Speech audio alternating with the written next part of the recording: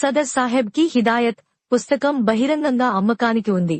కానీ గుల్లు అహ్మద్ నిర్లజ్జంగా ఒక టోకరీ బుట్ట లో కొని దాన్ని తన కజిన్ మరియు కుటుంబం మీద అబద్ధమైన ఆరోపణలు చేయడానికి ఆయుధంగా మార్చుకున్నాడు. కరీంనగర్లో తన అధికారాన్ని దుర్వినియోగం చేసినందుకు అతను ఇప్పుడు పూర్తిగా అప్రస్తుతుడిగా మారాడు. ఒక చిన్న వ్యక్తిత్వం, నిరాశతో బతుకుతున్నాడు.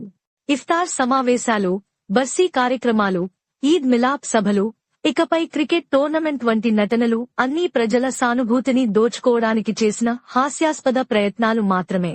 ఇవన్నీ కరీంనగర్ ముస్లిం సమాజంలో తన పాడైపోయిన గౌరవాన్ని తిరిగి పొందడానికి చేసిన కుయుక్తులు. ఈ గౌరవం అతను పోలీసుల నుండి స్త్రీ వేషంలో పారిపోయిన ఆ అవమానకరమైన సంఘటనతోనే పూడ్చిపోయింది. ఈ సంఘటన ప్రజల గుర్తుపట్ల ఇంకా తాజాగానే ఉంది.